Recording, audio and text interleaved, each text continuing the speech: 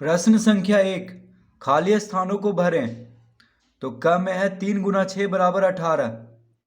3 गुना 6 बराबर 18 होता है, ठीक है, 3 छक 18। अतः 3 और 6 18 के, तो 3 और 6 क्या हुआ, 18 के अपवर्तक। तो अपवर्तक को यानी गुणनखंड भी कहते हैं। देखिए, अपवर्तक को क्या कहते हैं, गुणनखंड। तो 18 जो है 3 से भी कटता है और 6 से भी कटता है, इसीलिए 3 और 6 18 के क्या हुआ, अपवर्तक। तो हम यहाँ पे अपवर्तक भरेंगे। देखिए,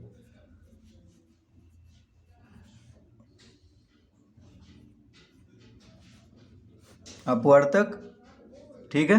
पहला का में उत्तर होगा अपवर्तक। 2 गुना 5 बराबर 10, अतः 2 और 5 10 के। तो 2 को 5 से गुना करने पे 10 आता है, यानी 10 जो है 2 से भी विभाजित होता है और 5 से भी विभाजित होता है, यानी 2 से भी कटता है और 5 से भी कटता है। तो 2 और 5 क्या हुआ, 10 के अपवर्तक। तो यहाँ पे हम क्या लिखेंगे, देखिए यहाँ पे आपको फिर ये खाली स्थान में भरना है, ठीक है। यहाँ पे जगह कम है इसलिए इधर हम लिख रहे हैं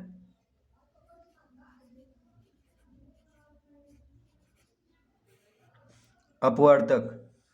4 गुना 6 बराबर 24, अतः 4 और 6 24 के।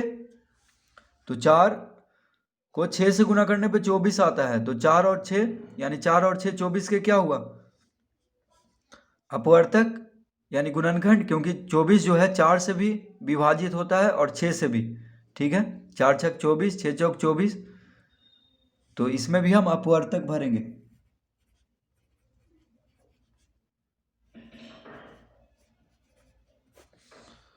तीन गुना 4 बराबर 12, अतः 3 और 4।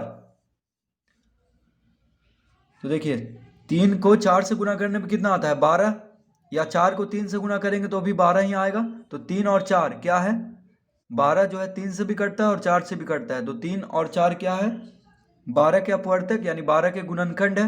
तो हम यहाँ पे 12 भरेंगे। 3 गुना 5 बराबर 15। 3 गुना 5 15 होता है, और अतः 3 और 5, तो 3 और 5 क्या हुआ, 15 के अपवर्तक यानी 15 के गुणनखंड है। 3 से भी देखिए 15 कटता है और 5 से भी कटता है। तो 3 के भी पहाड़ा में 15 आता है और 5 के पहाड़ा में 15 आता है। तो 3 और 5 क्या हुआ, 15 के गुणनखंड या अपवर्तक बोलेंगे। 6 गुना 7 बराबर 42, अतः 6 और 7, तो 6 सते 42 होता है, या 7 छक 42, यानी 42 जो है 6 से भी कटता है और 7 से भी कटता है। तो 6 और 7 क्या हुआ, 42 के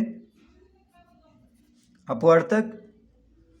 4 गुना 5 बराबर 20, अतः 4 और 5 20 के अपवर्तक है। देखिए 20 जो है 4 से भी कटता है और 5 से भी, तो हम लिखेंगे 4 और 5, अतः 4 और 5 20 के अपवर्तक है। तो इस तरह हम खाली स्थान को भर लेंगे। प्रश्न 2, निम्नलिखित के अपवर्तक लिखें।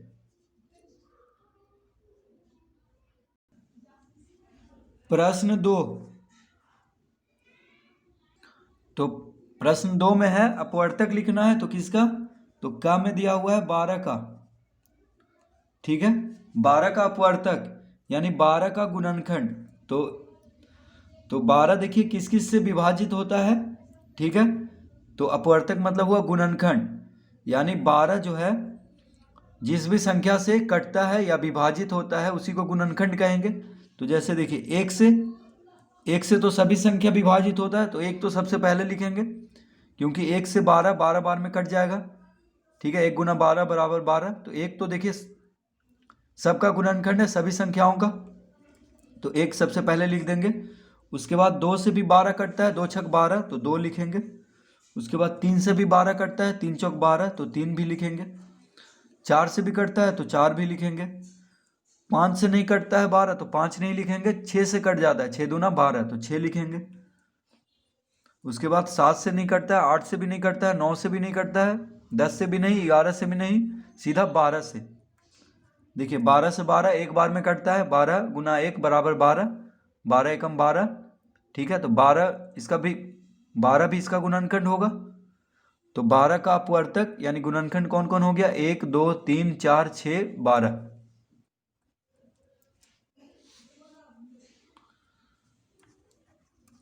ख में 8, तो 8 का अपवर्तक लिखना है। तो देखिए सबसे पहले तो 1 लिखेंगे, 1 तो सबका गुणनखंड है तो 1 लिख लेंगे।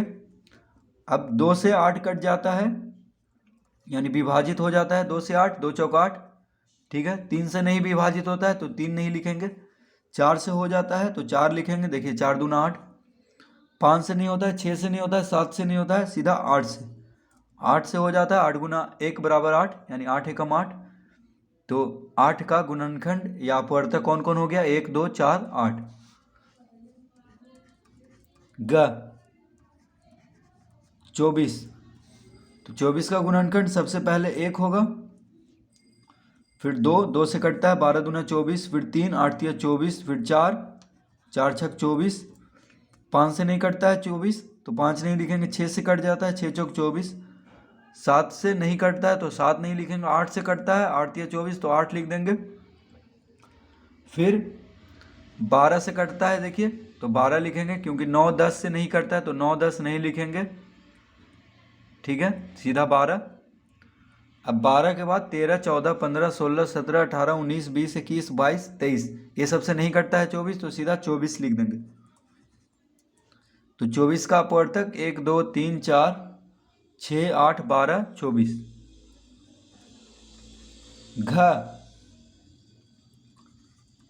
32, तो 32 किस किस चीज से कटता है? 1 से, 2 से, 16 दूनी 32, 3 से नहीं कटता है, 4 से कट जाता है, 8 चौक 32। 5 से नहीं कटता है, 6 से भी नहीं कटता है, 7 से भी नहीं कटता, 8 से, 8 चौक 32। 9 से भी नहीं, 10 से भी नहीं, 11 12 13 14 15 से भी नहीं, 16 से कटता है, 16 दूनी 32, और फिर सीधा जाके 32 से कटता है, ठीक है। तो 32 का अपवर्तक हो जाएगा 1 2 4 8 16 32। अड़ा, अड़ा में है 48, तो 48 किस किस से कटता है? 1 से,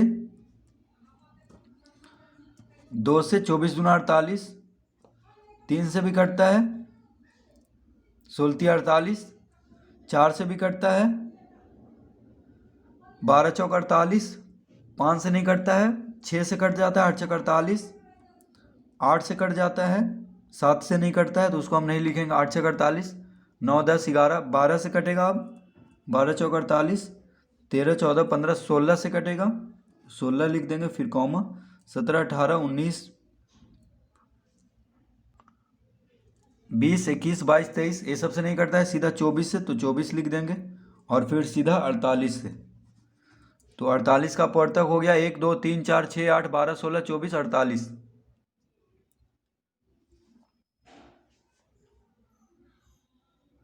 प्रश्न 3, निम्नलिखित के 3 अपवर्तक लिखें।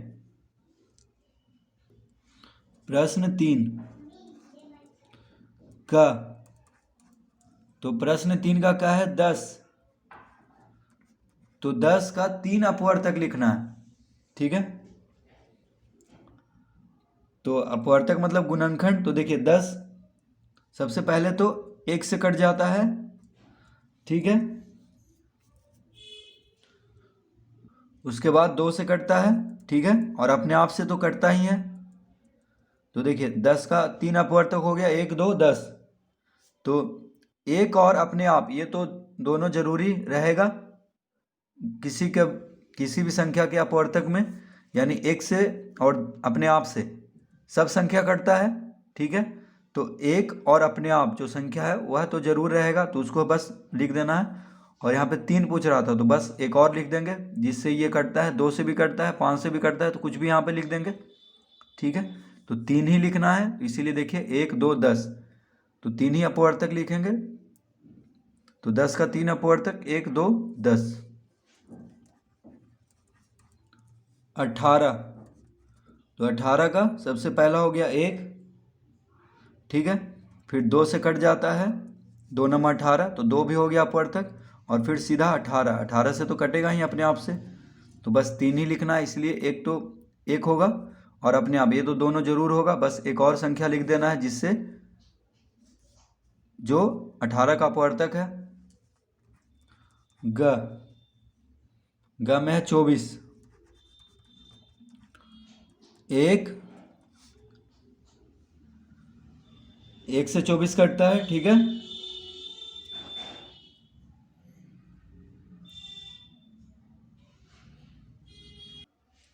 एक तो होगा ही सबका गुणनखंड यानी सबका अपवर्तक, तो एक लिख देंगे। फिर 2 से कट जाता है 24, 12 दूना 24, और फिर सीधा 24 लिख देंगे यानी अपने आप से भी कटेगा ही। तो 24 का अपवर्तक कौन कौन हो गया, 1 2 24। घ में 27, तो 27 का अपवर्तक सबसे पहले 1, फिर 3 से कटता है, देखिए 3 नंबर 27, और फिर अपने आप से तो 27 लिखेंगे। अड़ा 40, एक से विभाजित होता है 2 से, और फिर अपने आप से, देखिए 2 से 20 दूना 40, और फिर अपने आप से तो 3 ही लिखना है, तो 1 2 40 लिखेंगे 40 का अपवर्तक।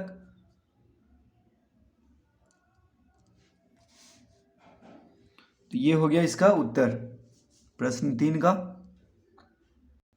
प्रश्न 4, निम्नलिखित के 4 अपवर्तक लिखें। तो प्रश्न 4 का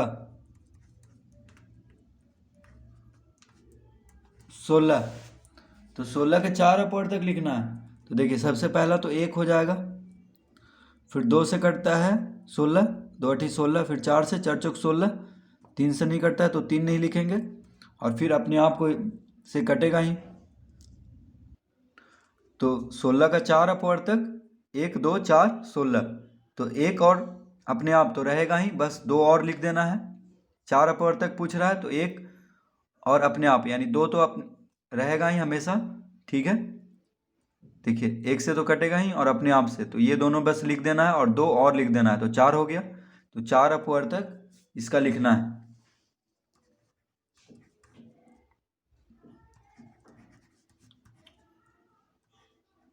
चौबीस का अपवर्तक यानी 24 1 से कटता है, ठीक है, फिर 2 से कटता है, फिर 3 से भी 24 कट जाता है, देखिए 3 8 24, और फिर अपने आप से, तो 4 अपवर्तक हो गया 1 2 3 24। 24 का 4 अपवर्तक ग 48, सबसे पहले 1, फिर 2, 2 से 48 24 बार में कटता है, ठीक है, फिर 3 से भी 48 कट जाता है, देखिए 16 3 48, और फिर अपने आप यानी 48 से, तो 48 का 4 अपवर्तक या गुणनखंड जो भी बोलिए कौन कौन है, 1 2 3 48। घ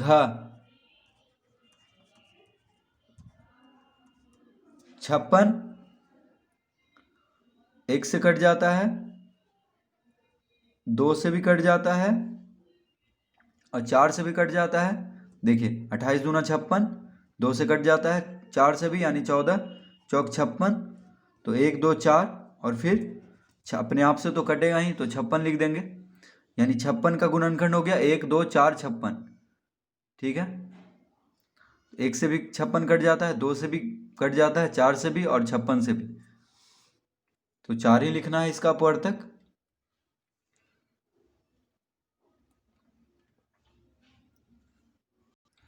प्रश्न 5, क्या निम्नलिखित में दूसरी संख्या पहली संख्या का अपवर्तक है। तो प्रश्न 5 का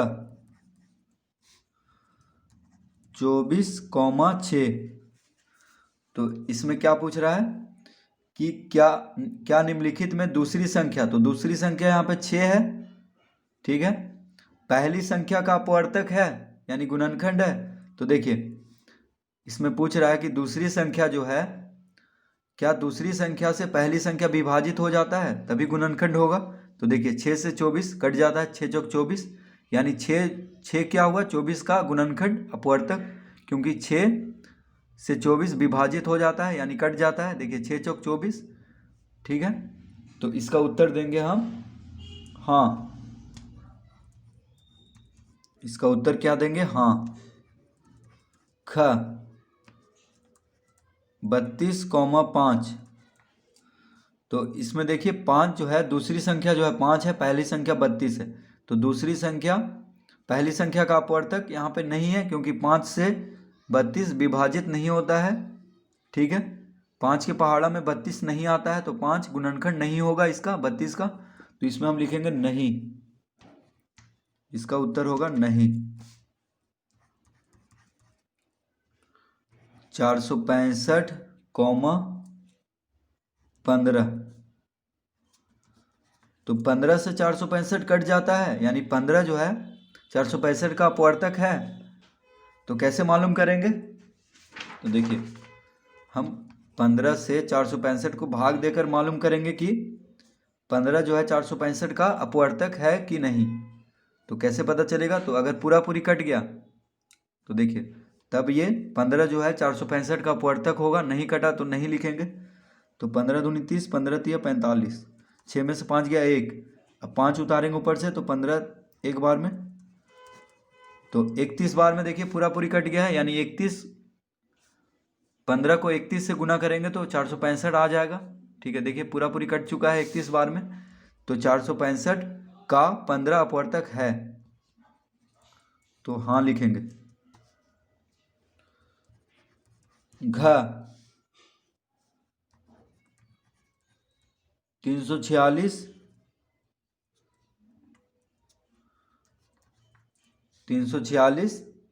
कौमा 12 यानी दूसरी संख्या 12 है, पहली संख्या 346। तो दूसरी संख्या पहली संख्या का अपवर्तक है कि नहीं, तो कैसे चेक करेंगे? तो देखिए 12 से 346 को भाग देंगे तो कितना आ जाएगा? 12 दूनी 24, 4 में से 4 गया 0, 3 में से 2 गया 1, 6 उतारेंगे यहाँ पे, ठीक है। तो देखिए 12 8 96,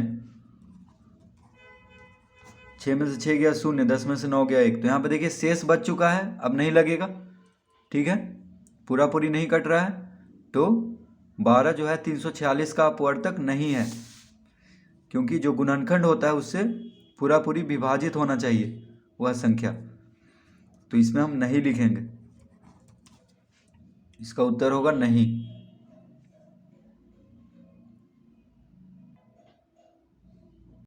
प्रश्न 5 हो गया।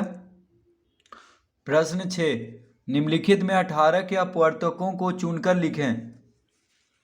तो 18 के अपवर्तक यानी 18 का गुणनखंड 18 किस किस से विभाजित होता है? तो देखिए 1 से, तो सबसे पहले 1 हो गया, 2 से भी कटता है, 3 से भी, 3 छक 18, 4 से 18 नहीं कटता है तो 4 नहीं होगा, 5 से भी नहीं कटता है तो 5 नहीं होगा, 6 से कट जाता है, 6 तिया 18 तो 6 होगा 18 का अपवर्तक। 8 से नहीं कटता है तो 8 नहीं लिखेंगे, 9 दूनी 18, 12 से 18 नहीं कटता है तो 12 नहीं होगा, 18। तो कौन कौन हो गया? देखिए इसका उत्तर हम यहीं पे लिख दे रहे हैं, आप लोग कॉपी में लिख लीजिएगा। तो 1, 2, 3, 6, 9 और 18। इसका उत्तर हो गया 1, 2, 3, 6, 9, 18, ठीक है। तो निम्नलिखित में 18 के अपवर्तकों को चुन कर लिखना था। तो देखिए कौन कौन हो गया? जिससे 18 विभाजित हो जाता है, तो 1 से भी विभाजित होता है 18, 2 से भी, 3 से भी, 6 से भी, 9 से भी और 18 से भी। तो बस उसी को लिखना है यहाँ पे इसका उत्तर। तो इसका उत्तर आप लोग कॉपी में लिख लीजिए, ठीक है। 1, 2, 3, 6, 9, 18। तो क्या प्रश्न 7, क्या निम्नलिखित में पहली संख्या दूसरी संख्या का अपवर्तक है? तो देखिए 6 18 का अपवर्तक है, तो हाँ 6 तिया 18, 6 से 18 कट जाता है, तो इसमें हम हाँ देंगे। देखिए हम यहीं पे लिख दे रहे हैं, आप लोग इसका उत्तर कॉपी में लिख लीजिए। तो इसमें देखिए 7 से 40 कटता है, 7 से 40 विभाजित नहीं होता है, तो यानी 7 जो है 40 का अपवर्तक नहीं है, तो इसमें हम नहीं लिखेंगे। 8 से 56, देखिए 8 जो है 56 का अपवर्तक है क्योंकि 8 से 56 विभाजित हो जाता है, 8 सते 56, तो इसका उत्तर देंगे हाँ। 12 से 64, 12 चौक, तो देखिए 12 से 64 नहीं कटता है, 12 पचे 60 होता है, 12 छक 72, ठीक है। तो 64 नहीं कटता है, यानी 12 जो है 64 का अपवर्तक नहीं है, तो इसका उत्तर होगा नहीं। तो क में होगा हाँ, ख में नहीं, ग में हाँ, घ में नहीं, ठीक है। तो इसमें कह रहा था कि पहली संख्या दूसरी संख्या का अपवर्तक है, ये पूछ रहा है, प्रश्नवाचक चिन्ह है, तो हाँ नहीं में इसका उत्तर देना है, ठीक है। प्रश्न 8, इनमें कौन कौन अभाज्य संख्याएं हैं? तो देखिए कौन कौन अभाज्य संख्याएं हैं, यानी अभाज्य संख्या कौन कौन होता है? तो अभाज्य संख्या जो सिर्फ अपने आप और एक से विभाजित होता हो, ठीक है, और किसी संख्या से नहीं। तो देखिए, तो 2 हो गया सबसे पहला, ठीक है। 2 देखिए सिर्फ एक से कटता है और अपने आप से। तो 1 देखिए अभाज्य संख्या नहीं है, 1 तो खुद ही 1 है, ठीक है। इसका तो सिर्फ तो सबसे छोटा अभाज्य संख्या होता है 2, उसके बाद 3, 3 देखिए अपने आप से कटता है और 1 से, इसके अलावा कोई से नहीं। 4 अपने आप से भी कटता है, 4 से भी कटता है और 2 से भी कटता है, तो ये नहीं होगा। 5 होगा, 7 होगा, फिर 11, 13, ठीक है। तो इसका उत्तर हो गया 2, 3, 5, 7,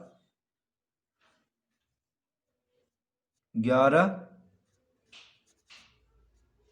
13, 2, 3, 5, 7, 11, 13। तो एक ना ही अभाज्य संख्या है ना ही भाज्य संख्या, ठीक है।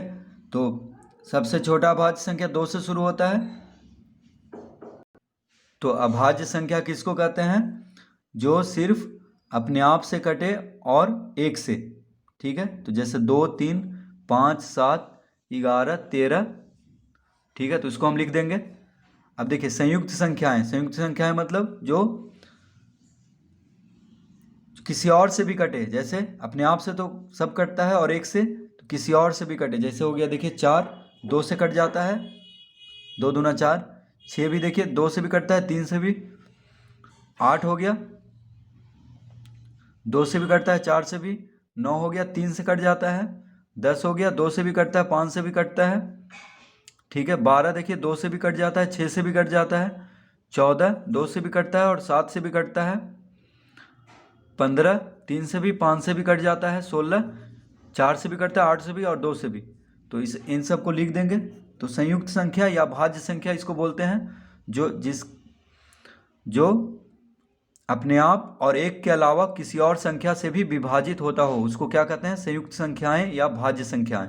तो इसका उत्तर होगा 4, 6, 8, 9, 10, 12, 14, 15, 16। तो ये सब होगा इसका उत्तर, ठीक है। 4, 6, 8, 9, 10, 12, 14, 15, 16। तो इस तरह हम प्रश्न 9 तक हल कर लेंगे।